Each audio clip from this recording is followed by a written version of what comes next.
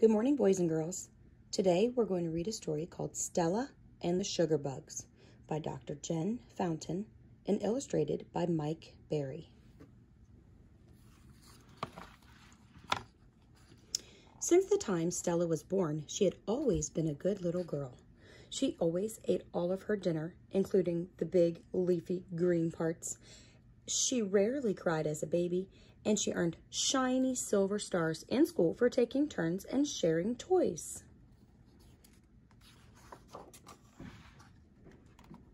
Indeed, Stella was such a good little girl, except, well, for one not so small secret. You see, Halloween was Stella's most favorite holiday. She loved dressing up and she loved candy. In her best costume yet, she would knock on every door of every house to collect as many chocolates, caramels, and sugary gummies as she could.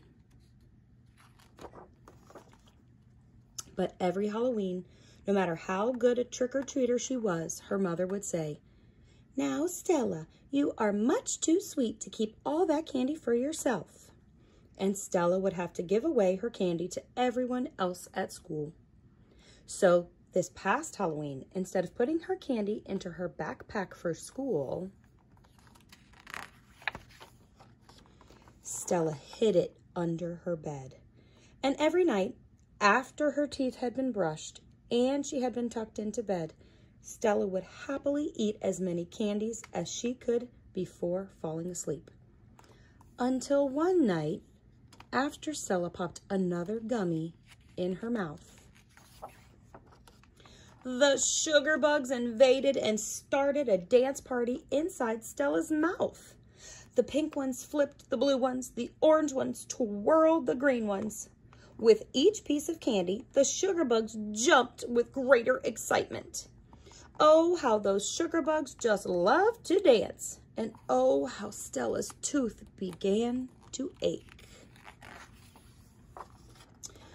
Stella's tooth ached so much that the next morning she was off to see Dr. Jen. Stella had been to Dr. Jen's office before to have her teeth counted and checked. That visit was fun since Dr. Jen was very nice and her office was full of toys.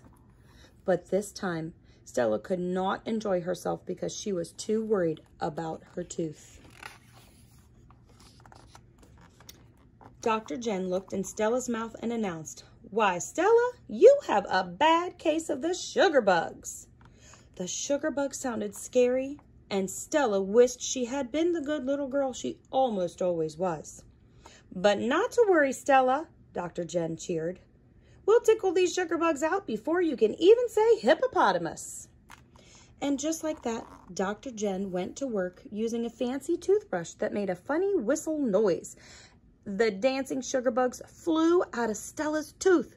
There goes the pink one with the polka dot dress, and there goes the blue one with the green mohawk, Dr. Jen exclaimed.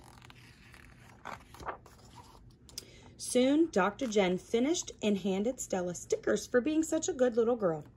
Stella smiled as she thought about her toothache and was now fixed. She then smiled even bigger that her secret was safe. But right before Stella could hop out of the chair, Dr. Jen said, "The thing is, those Sugarbugs love candy more than any little girl or boy in this world, and they could damage your teeth, especially if you eat candy after bed. You remember that, okay?" Stella nodded yes and headed home. That night, after Stella ate dinner, including the big leafy green parts, and her teeth had been brushed, and she had been tucked into bed, Stella again slowly reached for her candy. But this time, instead of happily eating as many chocolates, caramels, and sugary gummies as she could, Stella put all of it into her backpack for school. And in the morning, with eyes closed tight, Stella confessed her secret to her parents as well. She waited for her mother to say she could never trick-or-treat again. But to Stella's surprise, she heard, "Stella, we are disappointed that you kept a secret from us, but we are proud of you for now telling the truth. So, new plan. Instead of taking all of your candy to school to share, let's keep a handful for special occasions. Stella gave her parents a big hug, and this time at school, she even helped pass out her candy with a big smile on her face. But of course, only a few pieces to each student. She even received extra credit for teaching her classmates about the dangers of sugarbugs.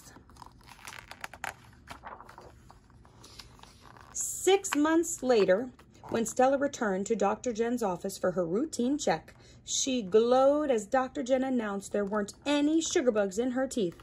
"Why, Stella," Dr. Jen cheered, "I am so proud of you for being such a good little girl. You should really think about becoming a dentist one day, too." And just like that, Dr. Jen twirled out of the room to go count other children's teeth. And here's a picture of her looking like she is maybe going to be a dentist one day. Boys and girls, make sure you always brush your teeth, floss your teeth, and use mouthwash to help keep those sugar bugs away. And don't forget to go see your dentist every 6 months for a checkup. Bye, boys and girls.